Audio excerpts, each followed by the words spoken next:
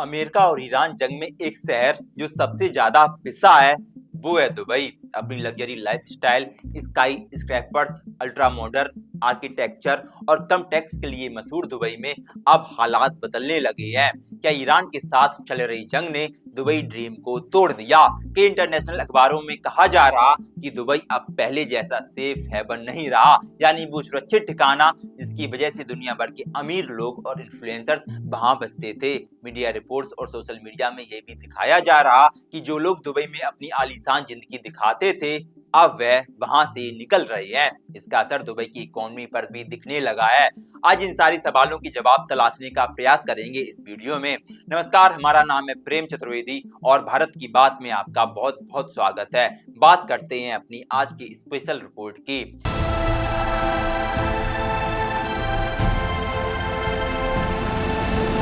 Dubai की एक बात खास है कि उसकी कमाई तेल से नहीं होती बल्कि tourism, finance, technology, real estate और लॉजिस्टिक्स जैसी सेक्टर्स से होती है। यह सारी सेक्टर्स इस बात पर टिके हैं कि बाहर से लोग आए रहने, घूमने या निवेश करने के लिए। दुबई की करीब 48 लाख की आबादी में सिर्फ 10% लोग ही स्थानीय हैं, बाकी ज्यादातर विदेशी है। यानी अगर यह लोग चले जाते हैं तो पूरी इकोनॉमी पर असर पड़ता है। रिपोर्ट्स बता रही हैं कि हजारों लोग दुबई छोड़ चुके हैं। हालांकि सही संख्या क्या है यह अभी तक सामने बात नहीं आई। ब्रिटिश मीडिया डेली मेल ने अपनी रिपोर्ट्स में बताया कि दुबई में टूरिज्म बुरी तरीके से गिरा है।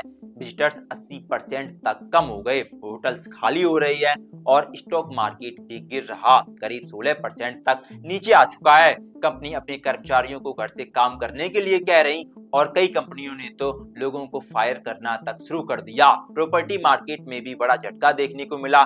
खरीद फरोख्त में 51% तक गिरावट सामने आई है और कीमतें भी नीचे जाने लगी हैं। जो अमीर लोग पहले दुबई में घर खरीदने का प्लान बना रहे थे अब वह पीछे हट रहे, यानी पैसा भी धीरे धीरे बाहर जा रहा है। दिलचस्प बात यहाँ पर यह है कि जहाँ दुबई में मांग गिर रही है वहीं दूसरी जगहों पर ये मांग बढ़ रही। जैसे स्पेन के मालवा आइलैंड में लग्जरी ब्लास का किराया बहुत तेजी से बढ़ गया। एक हफ्ते का किराया 1 लाख यूरो तक पहुंच चुका है। याच कंपनी भी कह रही कि उनकी डिमांड बढ़ गई। कुछ देश जैसे ब्रिटेन और जर्मनी ने अपने नागरिकों को निकालने के लिए ओमान तक विमान भेजे क्योंकि यूएई में फ्लाइट्स कम हो गई थी। जो बहुत अमीर लोग हैं वो अपने प्राइवेट जेट से बाहर निकल रहे। एक कंपनी के मुताबिक जहां पहले रोज 10 से 15 प्राइवेट फ्लाइट्स होती थी, वहीं जंग शुरू होने के बाद ये फ्लाइट्स बहुत तेजी से घट गई दुबई के लिए। फिलहाल दुबई में प्लेन्स भी कम हुए हैं, कुछ एयरपोर्ट भी बंद हो गए, तो भागना भी आसान नहीं रहा। लोगों के जाने से दुबई को नुकसान तो हुआ ही, लिहाजा सरकार भी इसे रोकने की कोशिश कर रही। करीब 2586 करोड़ का पैकेज दिया गया, इसमें होटल और बिजनेस को राहत दी जा रही। टैक्स और फीस भरने के लिए समय भी दिया जा रहा है और बाद में टूरिज्म को वापस बढ़ाने की योजना बनाई जा रही है। साथ ही ये भी कोशिश की जा रही है कि जो लोग चले गए हैं उन्हें वापस बुला लिया जाए। इसके लिए नियम आसान करने की भी बात की जा रही, लेकिन इसकी नौबत आई कैसे?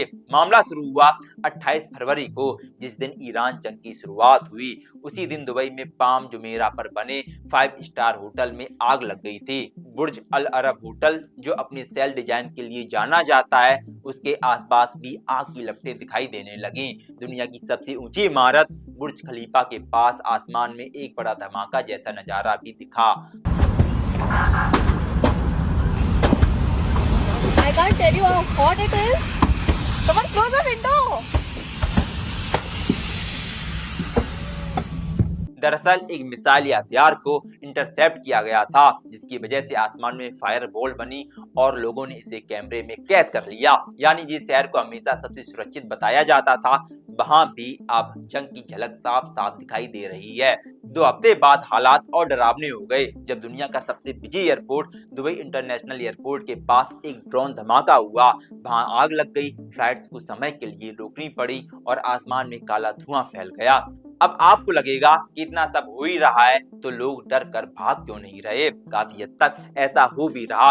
एक एक्सपर्ट ने जर्मनी मीडिया से बात करते हुए कहा कि यह दुबई का सबसे बड़ा डर है, क्योंकि उसकी पहचान इस बात से थी कि वो एक खतरनाक इलाके में भी सेफ ओशियन की तरीके से काम कर रहा। यानी यहाँ नुकसान सिर्फ इमारत या पैसों का नहीं है, दुबई की इमेज को भी झटका लगा और वो पैसों और दूसरे नुकसान से कहीं ज्यादा बड़ा है। लेकिन सबसे बड़ा नुकसान वो है जो दिखता नहीं, यानी लोगों का भरोसा टूटना।